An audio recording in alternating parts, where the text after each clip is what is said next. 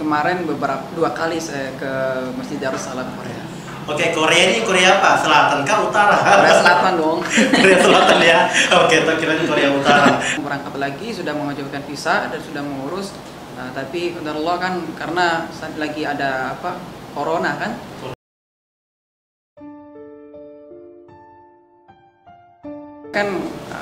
Saya waktu kecil itu setiap habis maghrib ibu saya itu baca Quran, disimakin saudara-saudara begitu. Jadi ibu saya baca terus disimak sama saudara-saudara, sama tetangga juga setiap habis maghrib, setiap malam itu habis maghrib. Dan saya tuh melihat kayak kok mama bisa sih baca tambah melihat. Akhirnya dari situlah saya dan mama juga mendukung, kamu harus bisa kayak mama, harus bisa lebih bahkan. Harus hafal Quran juga nanti pondok. Oh iya mas, siap, saya mau pondok. Jadi saya waktu teman-teman SD pada sibuk daftar SMP ini itu dan sebagainya keterima itu, saya tenang aja, saya mau masuk pondok, saya mau ngapalin Quran gitu. Jadi, itu salah satu motivasi terbesar dari ibu saya sendiri.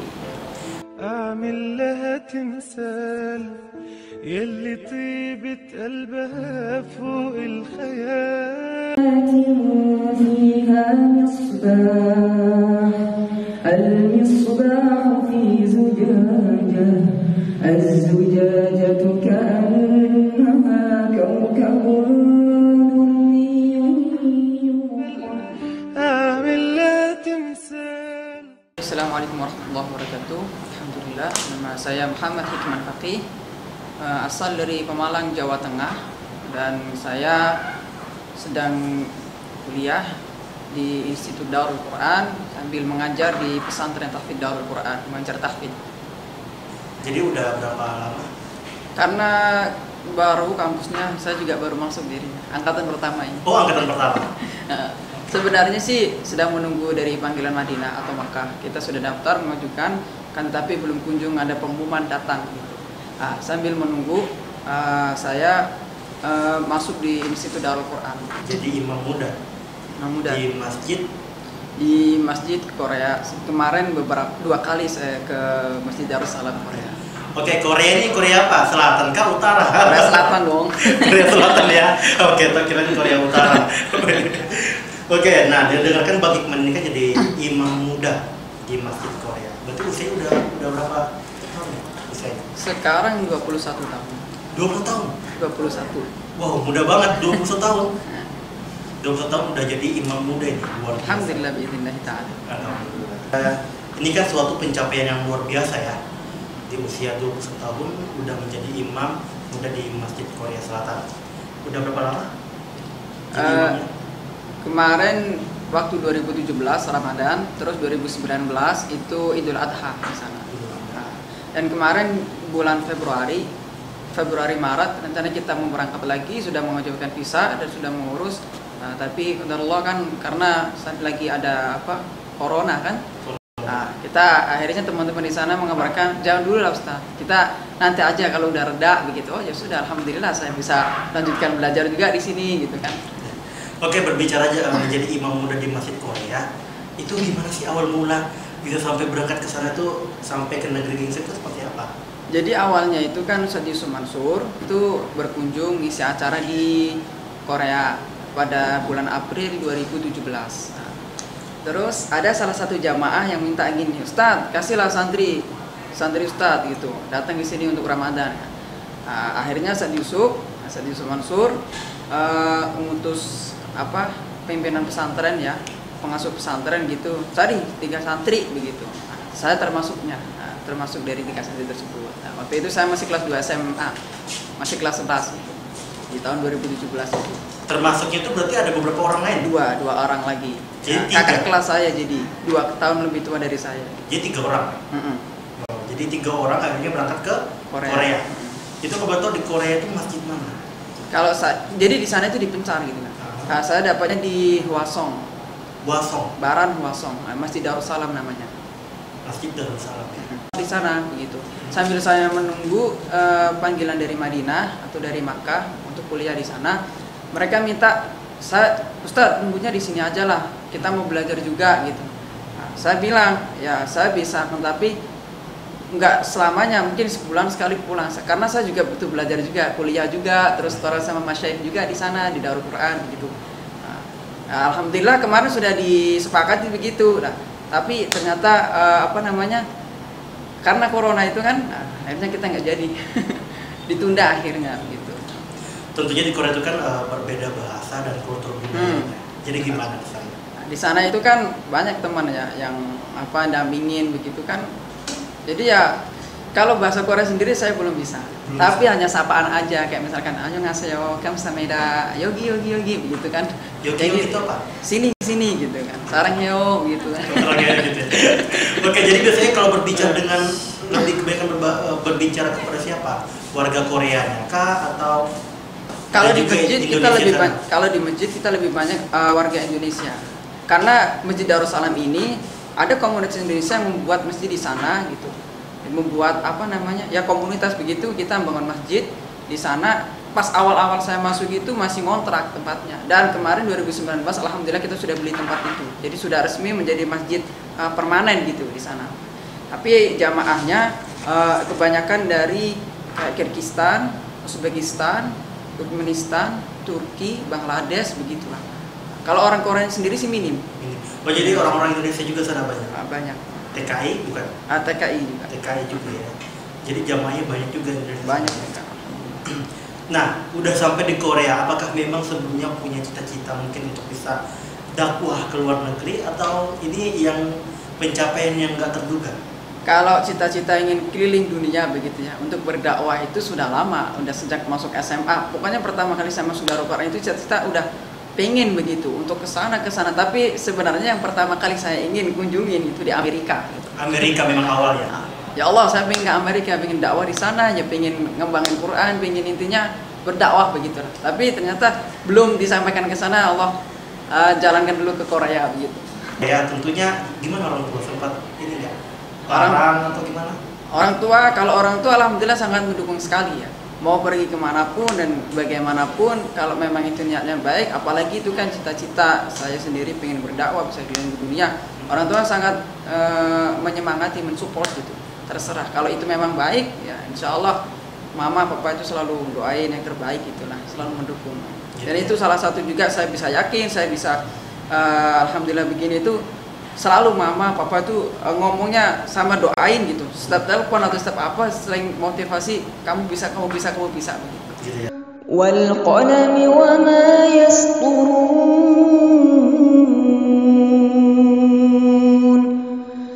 Ma anta bi ni'mati rabbika bimajnun. Wa inna laka la ajran ghayra mamnun wa innaka la'ala khuluqin 'azim. Kalau menghafal Al-Quran sejak SMP. Usia berapa itu? Usia berapa? Kelas 7 itu ya, kurang lebih 13 13 tahun. Kalau dari SD sih sudah, cuma kalau menghafal hanya mendengarkan aja sampai akhirnya hafal sendiri gitu. Siapa yang dengar dari dulu MP3 gitu? dengar MP3 dulu saya sering Ahmad Toha Al-Junaid. Salah satu favorit juga. Favorit, terus Ahmad Saud juga sama Syekh Misyari dari kecil tuh. Saya sering dengerin itu dan alhamdulillah lagunya juga hafal, terus amanya juga hafal, dan itu yang sangat berkesan sekali bagi saya gitu. Karena waktu itu saya belum bisa baca Quran tapi sudah masuk dengan audio begitu. Hikmah ini udah berapa juz ya Pak? Alhamdulillah sekarang ini sudah selesai 30 juz. 30 juz, oh, luar biasa. Saya aja belum ada satu juz cuma Al-Fatihah, Anas dan itu. Nah, hikmah sendiri ada nggak? Ini butuh waktu berapa lama untuk bisa sampai 30 juz ini? Ada nggak? Kalau menghafal Al-Quran saya sendiri ya lama, kan dari SMP sampai lulus SMP begitu kan. Jadi kurang lebih ya sekitar 3 atau 4 tahun. Mudah sih menghafal, menjaganya yang susah begitu. Nah, menjaga itu ya sampai sekarang pun sedang menjaga dan sampai mati pun akan menjaga begitu. Karena itulah salah satu tanggung jawab daripada seorang penghafal Quran begitu. Tidak hanya menghafalkan akan tetapi dijaga juga. Oke, akhirnya hikmah ini udah sampai ke Korea, menjadi imam muda di usia 21 tahun. Siapa sih sosok yang membuat hikmah ini termotivasi nih untuk bisa menghafal Al-Quran satu-satu? tentunya ibu, karena ibu saya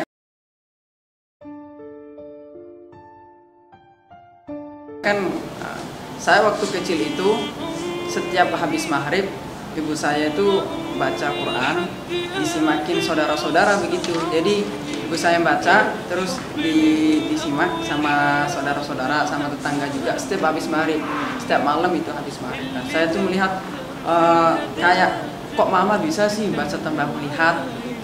Akhirnya dari situlah saya, dan mama juga mendukung, kamu harus bisa kayak mama, harus bisa lebih bahkan gitu.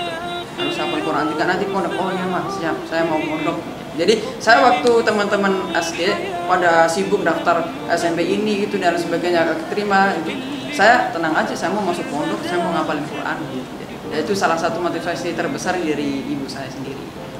أعمل لها تمثال يلي طيبة قلبها فوق الخيال أعمل لها تمثال اللي تعبت واللي تعبت واللي ربت واللي شالت حمل جبال. Akhirnya masuk pondok, kita tentunya berpisah dengan orang tua ya? Iya jelas tentunya. Memang udah mandiri? Ya dari kecil, dari SD memang saya juga udah sering keluar-keluar sih. Kayak kan saya sering mengikuti MTQ gitu kan, MTQ sampai provinsi juga alhamdulillah. Jadi sudah biasa keluar-keluar gitu. Waktu SD sih masih didampingin sama ayah, pas kelas 5 dan SMP sampai SMA ya sendiri-sendiri. Jadi kejuaraan apa ya yang pernah dimenangkan oleh Hikman? MTQ waktu itu tartil Morotal, sama satu juz tilawah juga, sama korek juga pernah. Korek juga. Kalau kita sedikit mendengar suara indah dari Muhammad Hikman Fakih, boleh ya? Boleh. Oke, jadi mungkin apa ya? Kan ada murotil apa? Murotal, tilawah gitu ya. Nah, mungkin murotal kali ya. Nah, mungkin Bang Hikman boleh nih sedikit memberikan suara indahnya lah. Sedikit aja kali ya. Iya, boleh. Berapa detik atau berapa menit gitu. Iya. Oke. Jangan lama-lama nanti capek. Panas ini. Oh, panas. Oke, panas ya. Oke. Bebas ya seratnya. Bebas. أعوذ بالله من الشيطان الرجيم بسم الله الرحمن الرحيم إن الذين قالوا ربنا الله ثم استقاموا تتنزل عليهم الملائكة